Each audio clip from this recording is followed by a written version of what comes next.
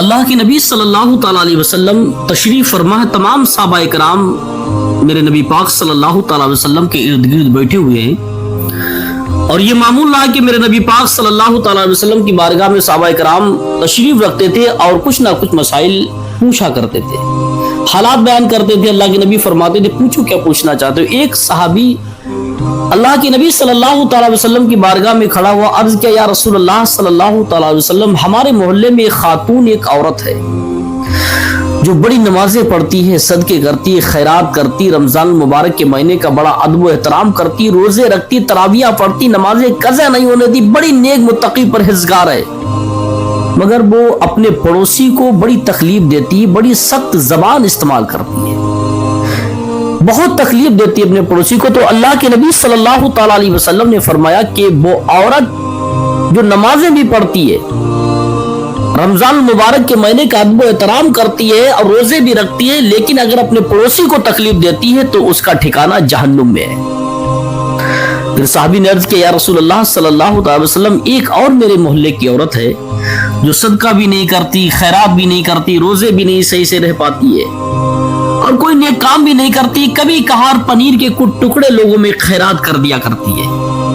لیکن وہ اپنے پڑوسی کو بڑے اچھے جملے سے یاد کرتی، کبھی اپنے پڑوسی کا دل نہیں دکھاتی ہے۔ اللہ کے نبی صلی اللہ تعالیٰ علیہ وسلم نے فرمایا کہ اس عورت کا ٹھکانہ جنت میں ہے۔ تو میرے بتانے کا مقصد یہ ہے کہ زبان اتنی اخلاق ایک اتنا پیارا چیز ہے۔ اللہ کے نبی صلی اللہ تعالیٰ علیہ وسلم نے جو حسن اخلاق کا جو سبق دیا ہے، مسلمان کی زبان میں جو مٹھاس اللہ نے رکھی ہے انسانوں کے اندر، اس مٹھاس کا بھی ایک الگ اپنا مرتبہ ہے۔ اگر کوئی انسان اگر جنت اگر چاہتا تو وہ عبادت کی بنیاد پر نہیں، اخلاق کی بنیاد پر ہے، کیونکہ اسلام بھی اخلاق کی بنیاد پر پھیلا کہ زبان کی مٹھاس ایک ایسی چیز ہوا کرتی کہ پتھر کو بھی وہ موم بنا سکتی ہے۔ اس زبان ایک وہ چیز ہے جو بڑے سے بڑا دشوار کن کام ہو جو کسی سے نہیں ہوتا، اس زبان کی مٹھاس سے بڑا دشوار کام بھی ہو جایا کرتا ہے، چاہے انسان کتنا کڑوا کیوں نہ بولتا ہے۔ اس زبان ایک ایسی اس میں مٹھاس ہے کہ اس کی کڑواہٹ کو بھی ختم رکھنے کی اس میں تاثیر ہوتی ہے۔ یہی ہے کہ چاہے انسان کتنی نمازیں کیوں نہ پڑھ لے، صدقے خیرات کچھ بھی کرتا چلا جائے، اگر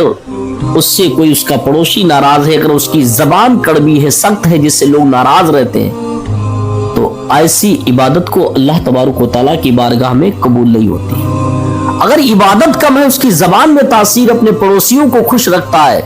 پڑوسیوں سے ناراض نہیں رکھتا بلکہ لوگوں کی فکر کرتا ہے، پڑوسیوں کا خیال رکھتا ہے، تو اللہ کے نبی فرماتے ہیں کہ ایسے لوگ کی عبادت کم ہے مگر ان کا ٹھکانہ جنت میں ہے۔